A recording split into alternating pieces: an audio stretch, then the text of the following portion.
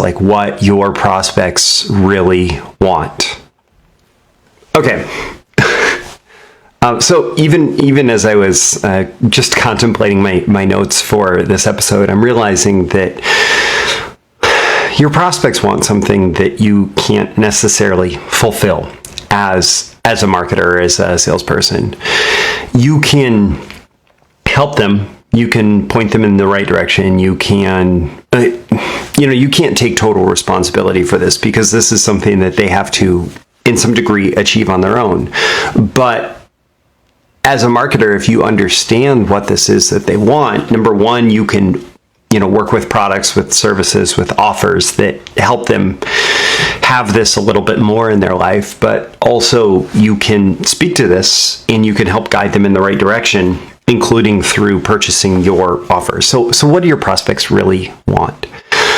They want connection, not superficial, like, hey, we're connected on Facebook, right? We're connected on Instagram, whatever. Like, that's not the connection that I'm talking about. The connection that I'm talking about is like this real human connection where I see you as a person. I see not just the mask that you put on for the public to see, this positive persona, but I see you on a deep level, including what you see as all your own insecurities and flaws and imperfections.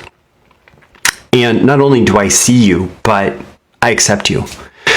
I don't reject you for this, which is like our greatest fear, that if we show that part of us that's negative as we judge it, that other people are going to judge it as negative and reject us. So our prospects want to be seen. They want to be accepted, not just accepted for the fake persona, but accepted for the realness that is their total being. And so it's worth noting here that like as marketers, as copywriters, we can provide superficial benefits. We can provide superficial positive things, right? But we're not going to connect with our prospects on any deep level. And this becomes even more important if you're not just selling, client products and going from client to client on a freelance basis, but if you're trying to build a long-term relationship with your customers, it becomes even more important to really connect with them on this deep level where you are fully accepting of them, and you see their positive and their negative qualities, and you accept both just the same.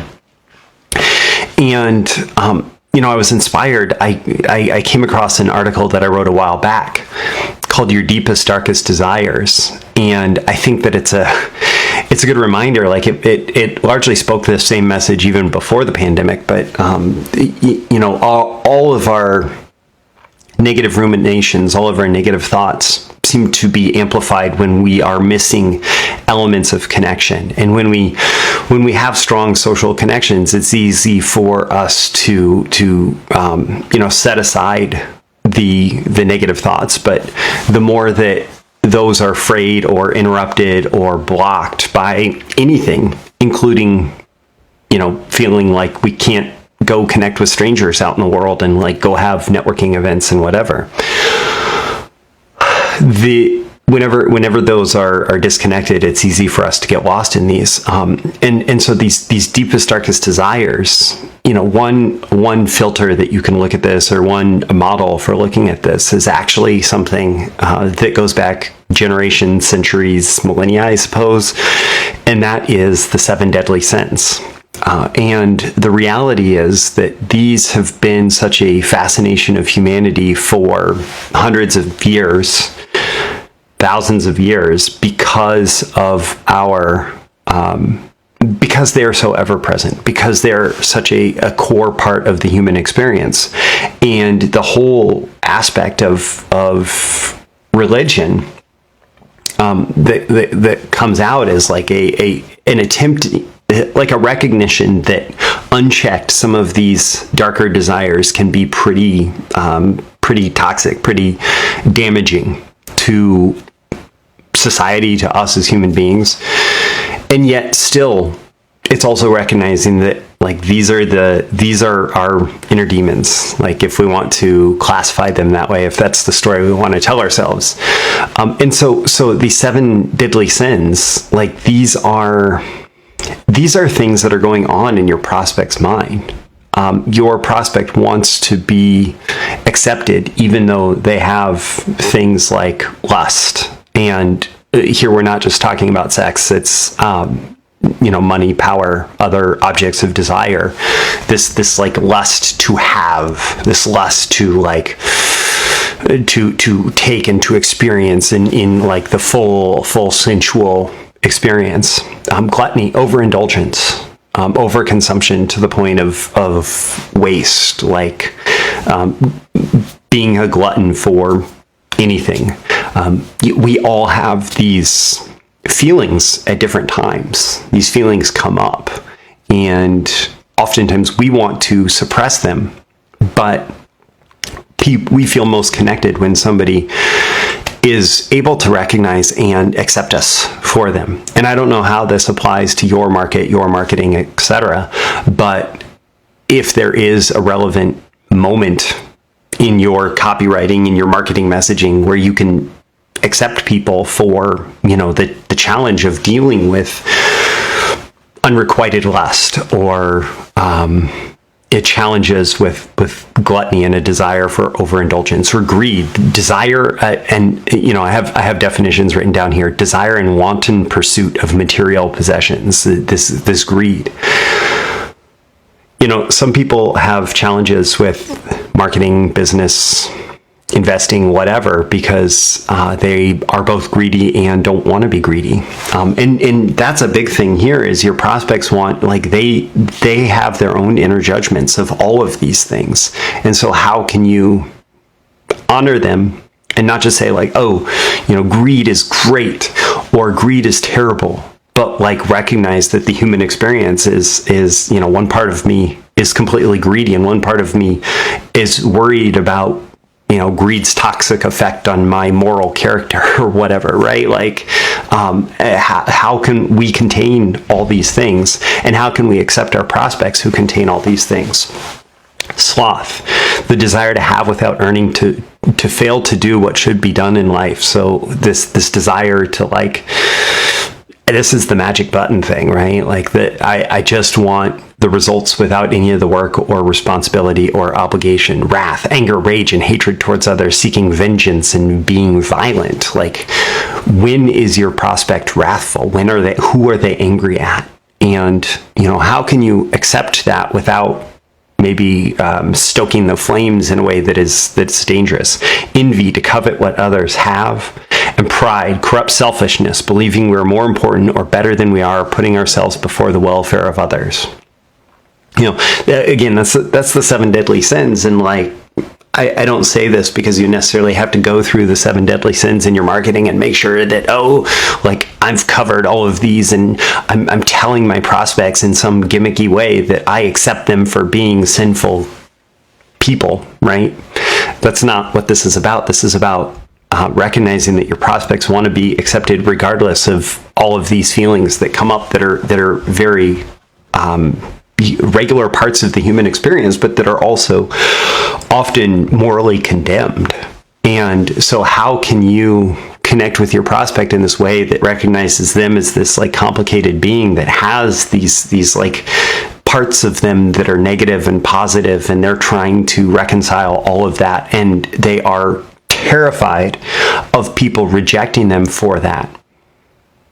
And oftentimes, honestly, it's through stories. It's through saying that you've gone through that, you've been through that, you've dealt with these challenges yourself. You recognize these challenges. It's not easy.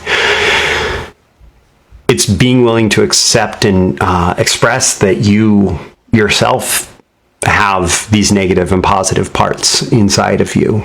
And if you can admit to that, there's a freedom in that.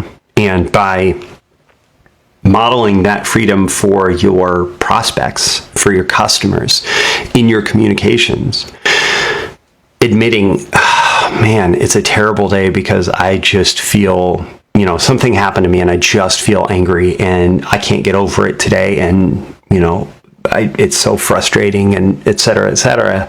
But here's what I'm deciding to do in light of even that experience. That kind of story conveyed with emotion, like, there I was just bullet pointing out a story, right? But when that story happens to you, how can you convey it with emotion?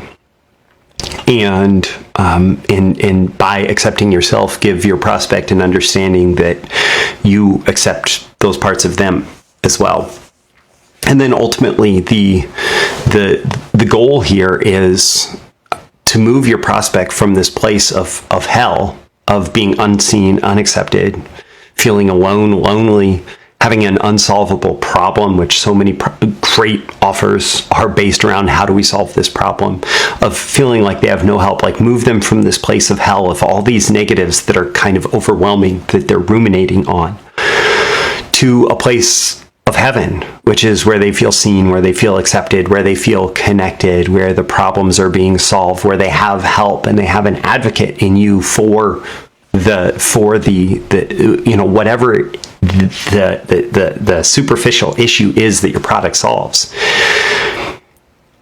That's the arc that you want to take them on, from this place of hell, of like all these negatives feeling overwhelming, feeling like they are, in some terrible situation with regards to finances or health or relationships, or, whatever the specific topic is that you cover. Taking them from that hell, that place of feeling like, oh, this is a completely overwhelming thing and I can't handle it, to, man, I feel so relieved because now I have this. Now I have the solution that I've been looking for. Now I have the path to the outcome that I desire. And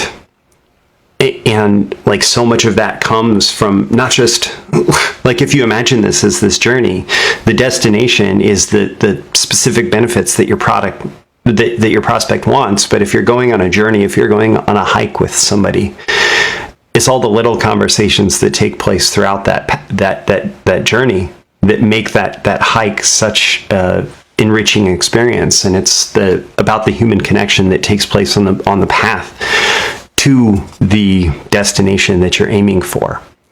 And this is not some tactical, like, here's how to increase conversions with whatever.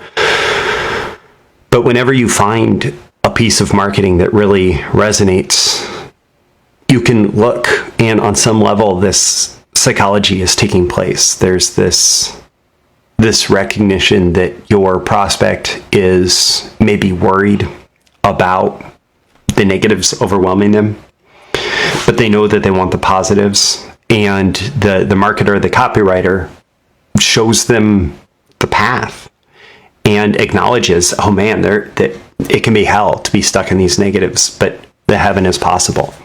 And they show them the path between the two.